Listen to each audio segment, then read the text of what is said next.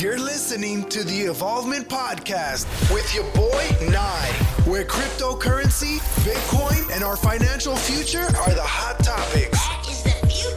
Thank you for tuning in. And now, get ready. We are going live in 3, 2, 1.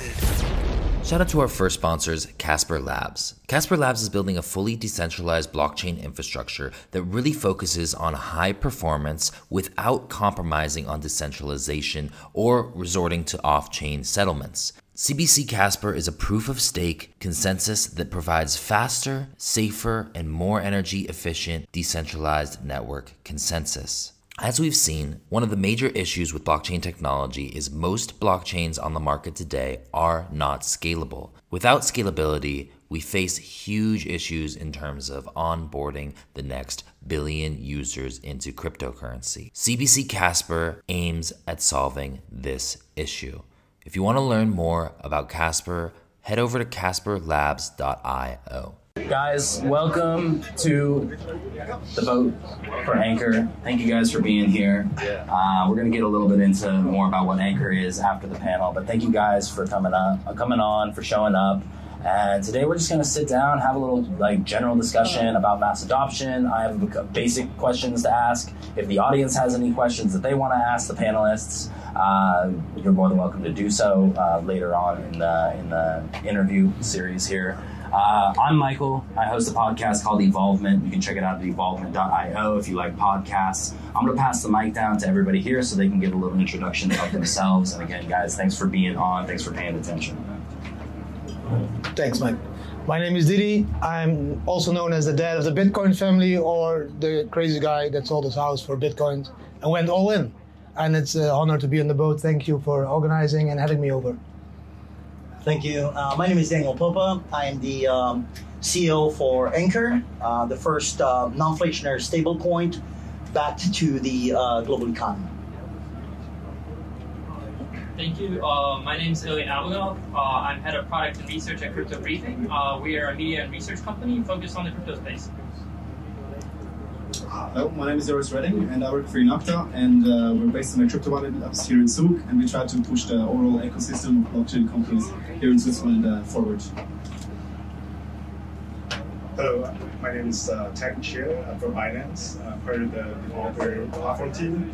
We're out there interacting with the ecosystem and trying to foster the developer ecosystem around the world, releasing products like Binance Chain, Plus One Core, and Binance Not. Awesome. I'm glad to have you guys here. Thank you. Thank you, Anchor, for hosting this. This is absolutely beautiful. Great to be here in Zug. The first real question I have for everybody on the panel, I'm just going to pass the mic down. You can answer it if you like. If you don't want to answer it, you can pass. What is it going to look like for mass adoption to occur? What is your vision of mass adoption, I guess? My vision of mass that everybody is using, of course, Bitcoin. But Yeah, but in like what way? no, in a way that we are able to transact with each other without that there is interference of the parties that are interfering at the moment. In a way that a lot of people that now are, let's call them the unbanked, are banked again, and we can interact with them, and they can interact with our economical system we built in the last decade. I think that will bring us to mass adoption. I have my own vision about it. I won't take it too long, so I will pass the mic, but I think we are doing a few things wrong in the blockchain space, and I think we need to change that to reach mass adoption. But probably your question will come. Yeah, I already thought that, so that's my opinion. Thank you, Ola. That's a very, very good question. Mass adoption, I truly believe it's a big, big issue. It's a big problem because, even though the crypto's here and we're part of it, we haven't seen true mass adoption. And the way I see mass adoption, and that's my own opinion again, I see mass adoption coming at the point when crypto and banking, shake hands. They're pretty much gonna be a huge influx of adoption when banking and crypto literally, become friends. And I've seen this in voice over internet protocol when there was a big gap, a big canyon in between, telecom companies and the new technology called VoIP. And you know what? It got mass adoption when the telecom started getting in. And pretty much I see the same thing here. That's my opinion. So I think mass adoption will happen when it's really, really easy for users to start playing around with it. It has to be that users are not actively even interacting with blockchain. It's an instrument, it's a tool. We don't really necessarily buy an application because he's got MongoDB over like NoSQL, right? So I think it has to get to a point where blockchain is sort of abstracted away from in a lot of applications, and when users are just using it for the use case as opposed to, you know, for blockchain being, you know, the primary attraction. I think for me, mass adoption means that in terms of cryptocurrencies, I feel like as soon as people start using cryptocurrencies on a daily basis, we don't know that it is based on blockchain or is it that it is a cryptocurrency. So people don't really need to have the technical knowledge how blockchain works. They just need to be able to use it. So I feel like we need to make big progress in terms of usability. Because we think, like, for us it's super easy to buy Bitcoin, download the wallet, make some transactions, but for 99% of the people it's not that easy. So I think usability is one big point where we have to make more progress in terms of blockchain. Yeah, being the last person, I guess I agree with a lot of what you guys said. I think you know, users have to derive the benefits of crypto in ways where they don't need to understand how crypto works, just like how we use internet. Most people don't really know the protocols underneath, the protocols that are, making the internet work. I guess in terms of like just usage patterns, it has to be at least on a monthly or quarterly basis. Hopefully, we come to the point where people are using it daily. So that's the thing.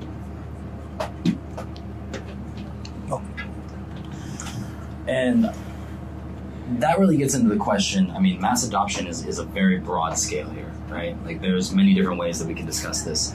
In terms of actual usability, like you were discussing, what are some areas that you guys are bullish on in terms of usability? Because there's been many potential use cases for this technology: supply chain, voting, digital NFTs, and things like that. What are you guys most bullish on? Or are you really focused on the financial aspects of how this could change things?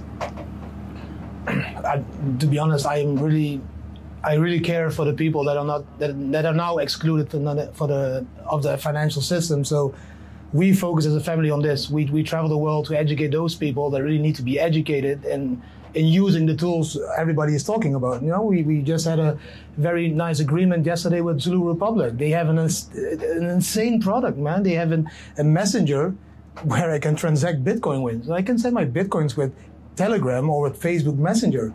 But I think this is exactly the key what we need for this mass adoption. We need to use the technology that already is existing, that people know of, and interact this with crypto. So I don't agree with the banking system, definitely not like all the way. I know we need to shake hands, but if 3 billion users are used to texting with Messenger service of Facebook, and now I can send Bitcoins through Facebook because of Light EM, this is the Zulu Republic product, I think mass adoption is close. These kinds of projects are going to help us, I think. So for my family, it's the focus now. We get those tools. We have beautiful blockchain companies creating all those solutions, but we communicate those solutions and those tools to the wrong people. We communicate them on conferences where all people come that already have all the knowledge about Bitcoin. If you do Q&As, the people have the most difficult questions, So we need to educate those people that really need the tools. So that's why we are going to travel the world. We're going to the poor countries, and we are going to give them a handy and tell them, here, you can send Bitcoins with this messenger service. And you can go to an ATM, and then you can cash it. So that's my opinion, how we need to change blockchain space. Love it. Well, yeah, it's a pretty interesting idea. Usability, it's a key in mass adoption. I mean, unless the regular people, the one you're talking about, unless they can use it, there's not going to be mass adoption. No. There's a whole bunch of us into crypto, which is great. We are. But usability is a key for mass adoption.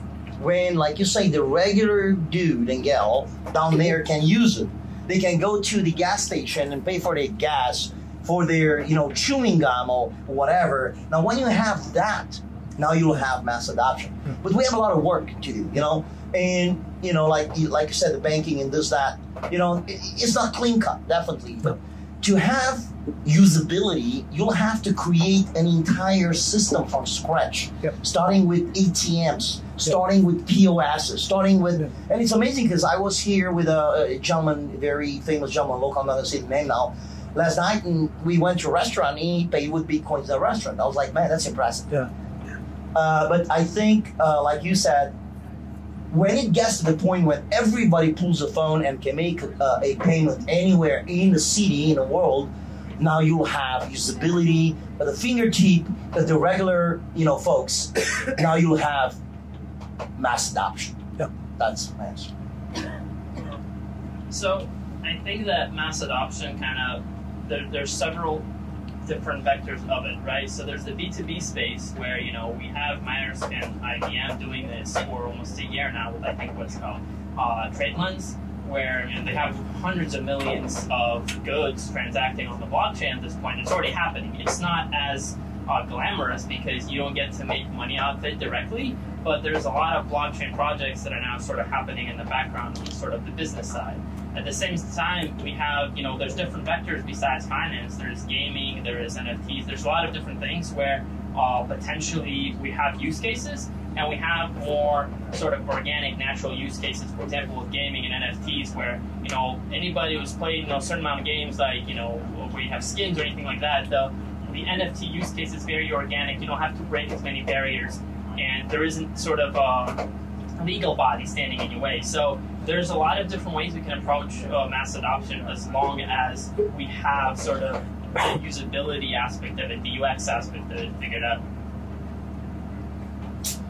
Yeah, when I also think about mass adoption, it's one thing which we try to discover at Inocta in the project. So I think one important aspect is that you try to take the mindset of non-crypto users and to find out what the blockers and obstacles are from their side.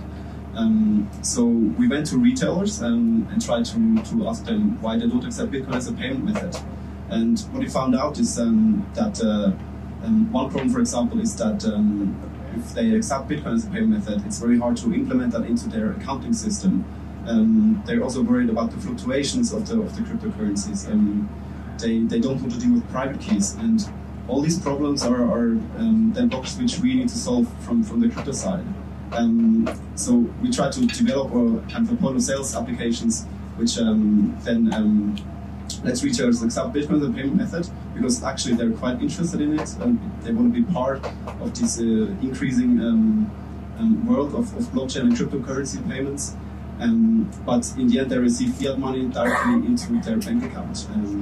So basically we work with a broker, and this solves already a lot of problems for merchants. But obviously this is just the first step, it's not the last step in terms of trying to create more mass adoption. But I also believe the more stores or retailers we have in Switzerland who accept cryptocurrency as a payment method also helps the overall blockchain ecosystem to drive forward. And maybe just as a small number, in Switzerland already 300 stores accept Bitcoin as a payment method. And we hope to make that even bigger in the coming years. So if you think from first principles, I think crypto enables networks of people or participants to transact with each other on a peer-to-peer basis without trusting each other. So we're cutting out middlemen that both sides trust, so that potentially could, where middleman is actually extracting unnecessary rent from brokering that transaction, that rent could be redistributed back to the participants doing the transaction. So the transaction could be cheaper, and that applies to payment. Payment is one of the use cases, but also applies to every other network that people are transacting with each other. For example, Airbnb or whatnot, or sharing files or sharing stuff or selling data, things like that. So crypto enables that, decentralization and cutting out the middlemen. So potentially that saves costs for everyone participating in the network. But also, crypto blockchain provides transparency and open access, so anyone can participate in the network. I think those are, tenets or properties of crypto that could apply to many use cases. I think payments is quite a low-hanging fruit use case. I think, and also remittance, which is transferring money across jurisdictional boundaries. Yeah, so if you think from that perspective, you can take any use case, apply those properties, and see whether it benefits, that network. And right now, I know you guys mentioned some examples already, but we are facing a lot of different barriers and obstacles to create the solutions that we're all discussing. What are some of those barriers that you're currently seeing that you are either personally trying to solve, or you're watching other people trying to solve?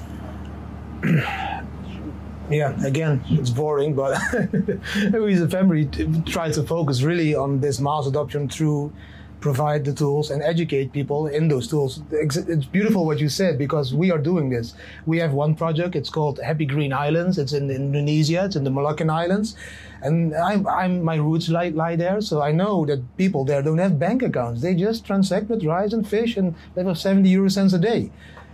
The kids there, they're being paid to clean the beaches. They are being paid with badminton lessons or English lessons. So what I am going to introduce to those kids now, you can clean the beach and you can be paid in Bitcoin. I will provide them Bitcoin ATM on the island where you can exchange it and you can start to interact with eBay and all of the cool things you see on YouTube on your iPhone or your Vivo. They all have a Vivo over there, of course. So I think that is the way. Every town and every country needs a motor. Like mass adoption, I went to Italy, Rovereto. It's a beautiful historical town. 60 stores accept Bitcoin directly. I went into this butcher store. There was an elderly woman working, above 60 years.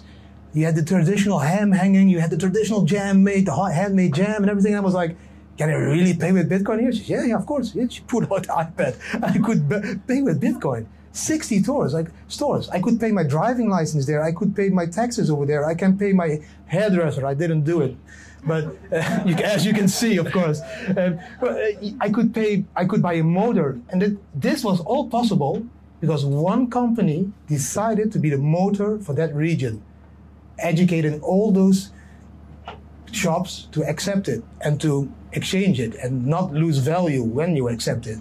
So if every country has such a town, and a small town like Rovereto in Italy, this historical town can do it, Zug can do it. Because we call it Crypto Valley, but I can't spend my Bitcoins here. I haven't found a store yet. So I think that is what we need to change as well a little bit. Yeah, and I'm going to make this short. I think you're right. The more stores, and that would be the answer. The more stores, the more products on crypto, the better. I mean, it's just as simple. And I'm just going to make this very short answer, so I'll let the other guys answer. I think part of it is we also need to educate sort of the investment community and sort of all the supporting actors. The market is very immature right now. We're talking about, potentially, there are places where crypto is being used to pay salaries, and you can have single players crash the currency 10% overnight, and it's been done, and it's been done fairly recently over the last few months. You can have single players maliciously attack the network. We need to educate sort of the community as a whole as to how to evaluate these coins and to, how to evaluate projects. What's a real project? What's a valuable asset? How to understand token economics. I think that's missing right now, and I think that's why there's so much volatility, or partially why there's so much volatility right now in the market. For me, it's again, I think, also a boring topic, but usability again. I think because from the incentive side, there's already a lot of incentives to accept cryptocurrencies as a tool to transfer money. For example, a Bitcoin transaction is cheaper than using Western Union, for example, to make an international transfer. Or if you're a tourist and you come to Switzerland and you want to buy, for example, a Swiss watch, if you have Bitcoin and this merchant accepts Bitcoin, you don't have to go to the bank or to the ATM and buy foreign currencies. So the incentives are here, and now we need to understand why people don't use it, even though they have incentives. And I think one of the main blockers is, again, usability. Yeah, I kind of agree with that. I think users would use anything if it can derive benefits, like in things in terms of in terms that they can understand, like cheaper, faster, more convenient, and all that stuff. But today, I think to derive those benefits from crypto, you're trading off a lot of usability and user experience. So we need to kind of up our game on the user experience side to kind of deliver those value propositions in a clear and easy way, so people don't have to think about crypto and be able to transact cheaper and faster and cross borders and all that stuff. So I think a lot of infrastructure needs to be built in order to get there, and we're still in days of building that infrastructure. Yeah, exactly. Stores, infrastructures. Maybe I can add one more thing. I think as a whole, I think as a human race, we need to realize that we all need to change and become a little less greedy. So share and kill with others, which again evolves to mass adoption.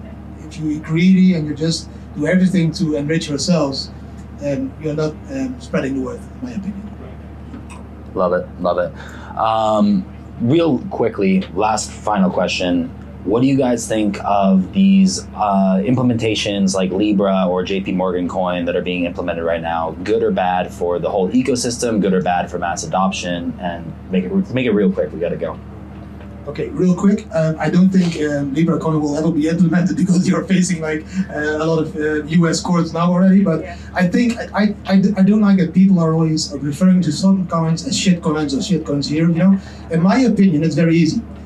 All people on this boat have different hobbies. And to get those people with different hobbies into this industry, we need to catch them at their passion. Some people love porn. They chose Verge, you know? Some people, yeah, that's how it is. Some people like real estate. They will interact with a real estate coin. And then at the end, exchange for Bitcoin as well. So I think in the whole, we, as a community, we need to understand that we need to stop fighting with each other and against each other, but need to fight with each other to change the world. And I think when we reach that state of mind, that we all face the biggest problem in the world and we try to solve those as a blockchain community, then we will have the biggest revolution that has ever existed, in my opinion. Love it. Yeah, here I do agree with Didi, you know, pretty much. If I look at Libra on one sense, you know, well, let me put it this way. You know, the more companies will jump in, I think it's the better. It's the better for all of us. You know, the one thing is, based on what I looked at Libra so far, I don't know if they have anything to do with crypto. I don't know if they're, you know, decentralized or not. They're pretty shady. You know, in the past, what happened, you know, Facebook sold millions and hundreds of millions of people's data to who knows who and what state, you know, agencies and so forth. So I tend not to trust these guys, to be frank with you, you know.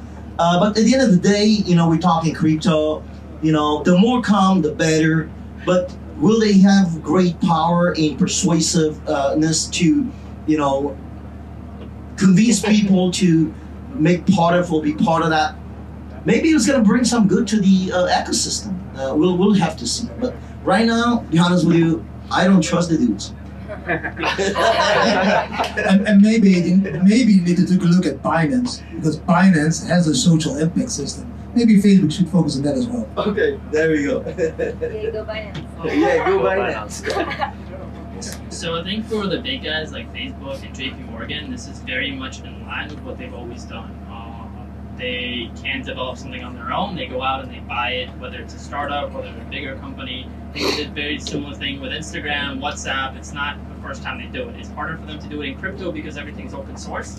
But they find themselves behind. They can't develop it really on their, you know, get into it. And so they're trying to, you know, use their user base to kind of, you know, skip a few steps. JP Morgan was very outspoken about how they felt about crypto, and then they realized they were behind. And now they're just going to use their money and their business connections to try to sort of leapfrog this, the development stage. But at the end of the day, I think almost everybody here has Facebook in their phone. So this will, you know, help with awareness, right? This could become the next sort of gateway coin. But as companies on their own, I think they're very dangerous for the ecosystem. What I'm most curious about the new Libra is how they're going to implement that in their Instagram, WhatsApp, and Facebook accounts. for the trust side, I don't trust Facebook neither, but I still use Facebook. Maybe I'm a bad example, but I just try to profit from their usability. I use their event system.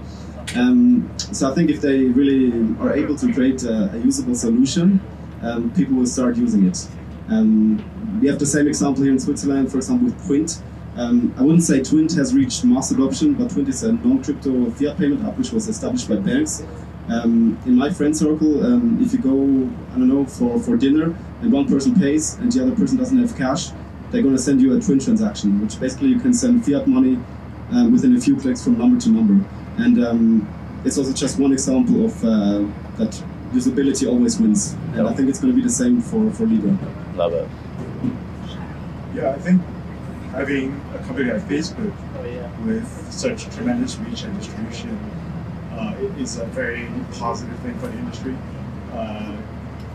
Regardless of what you think of Libra, how it's implemented, I think it brings a ton of awareness around the world to a lot of people. I think that's a net positive for the convention. Agreed. Get it, Didi. Sorry, do it, bro. Do it. It's all you. And, if you look at Facebook as well, if you look at China, WeChat, they are huge. You can pay with WeChat everywhere in China. So I think it's already, it's already made, and Facebook is like behind it. But they need to be decentralized, and then maybe people will really love it. But till now, what I read in the white paper, it's the most centralized thing I've ever seen, and they're going to compete with the US dollar, I think, but not with crypto or Binance, or Bitcoin, sorry. All right, guys, thank you for coming up here. I'm going to pass it over to Daniel. Everybody, thank you for listening. Daniel's going to talk a little bit about Anchor, and appreciate you guys being here. All right, thank you. Thank you, everybody, for coming here today. So, again, my name is Daniel Popa. I am the founder and CEO of Anchor. For those of you that have not met yet, even though I think I did meet everybody else. I want to thank all of you guys for attending, and it's really amazing to have the opportunity to gather here today on this beautiful lake Zoom. I mean, look around, it's so gorgeous, And, we're here to actually celebrate how far the crypto industry has come in a relatively short period of time. I hope you enjoyed, the thought-provoking panel discussion, and thank you for, all the panelists for attending here today and taking their time and giving us great ideas and their own views and their vision into what crypto and Bitcoin is to become in the future. Well, as far as the Anchor is a stable coin designed to preserve purchasing power, offer long-term price stability, and steadily increase the value over time. One of the biggest problems in today's global economic system is the lack of stability and maintaining the value of your savings and investments across traditional fiat currencies, which consistently depreciate in value over a single year due to inflation and market fluctuation. This is a pretty big problem that Anchor is trying to solve.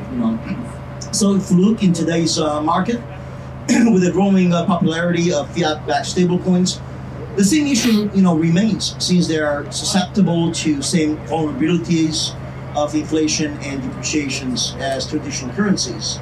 So, to me, it doesn't matter if you tell me I'm a stable coin and I'm packed to the US dollar or to the euro or to whatever cryptocurrency, you're not stable. You're going to be falling with that currency, as average currencies fall about 2.5% per year. So pretty much what we did is we have created not just a stable coin, but also a non-inflationary algorithmic index based on the sustainable upward trend of global economic growth. And we're proud of some of that. Anchor is the first stablecoin packed to the global economic growth through an algorithm called the Monetary Measurement Unit, aka MMU, which takes into account the GDP of more than 190 countries, FX indicators from a basket of 8 currencies, and premium sovereign bond yields from 10 of the world's strongest economies, among other macroeconomic indicators.